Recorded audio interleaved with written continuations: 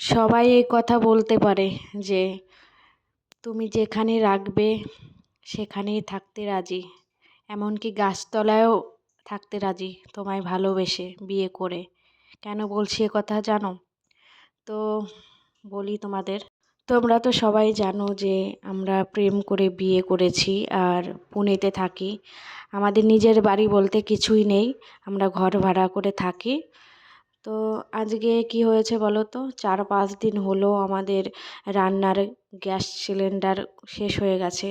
তো এমন নয় যে গ্যাস সিলিন্ডার শেষ হয়ে গেছে আমরা আনতে পারছি না টাকার অভাবে, ওইসব কিছু না। তো গ্যাস সিলিন্ডার অফিসে গ্যাস সিলিন্ডার নেই, ওই জন্য আমরা আনতে পারছি না। তো ওই কারণে আমাদের এত প্রবলেম। বোঝোই তো, গ্যাস সিলিন্ডার যদি না থাকে তাহলে রান্না বাড়া হবে কী করে, আর খাবোই বা কী করে? এটা তো গ্রাম নয় যে আমরা মাটির উনুনে গিয়ে রান্না করব, এরকম তো হয় না। তবুও যখন গ্যাস সিলিন্ডার শেষ হয়ে গেছে, তো কিছুটা রান্না বাকি ছিল রাতে।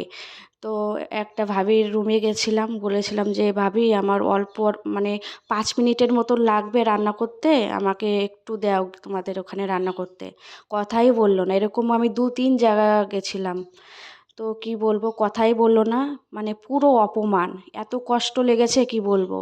মানে শহর বলতে এরকম, আমাদের গ্রাম যদি হতো না কোনো দিন এরকম করতে পারতো না মানুষজন। এটা হচ্ছে শহর, এই জন্য আমার ভালো লাগে না, সত্যি বলছি, শহর একদমই ভালো লাগে না। তো বাধ্য হয়ে কি করব বলো, দোকানের খাবার একেবারে বেকার। আমাদের কলকাতা যেরকম ভাত ডাল মাছ তরকারি সবজি যাই হোক মানে হোটেলে পাওয়া যায়, এখানে কিন্তু তা নয়। ওই বড়া পাও চেনো তো, ওই চপ আর রুটি আর হচ্ছে নুডলস মানে চাউমিন, আর হচ্ছে ওই রাইস রাইস ভাজা, ওইগুলো খেয়ে থাকা যায় বলো? ওগুলো খেয়ে থাকা যায় না, অসম্ভব একেবারে থাকা। ওই জন্য কী করব, বাধ্য হয়ে হাজব্যান্ডকে বললাম যে তাহলে কিছু জ্বালানি নিয়ে আসো, যে কে কী বলবে তাতে আমার দেখে লাভ নেই।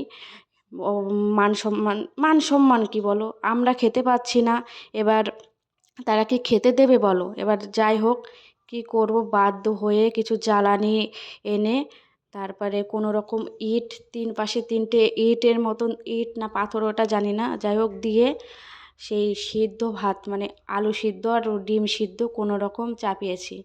বোঝোই তো খিদে লাগলে কেমন লাগে, খিদের জ্বালা বড় জ্বালা। তোমরা হয়তো বলতে পারো সামান্য গ্যাস সিলিন্ডারের জন্য এত কিছু বললাম।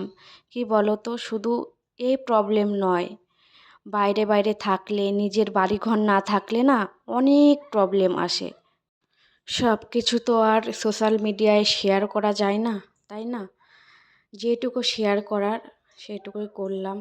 যাই হোক, ভালো থেকো সবাই।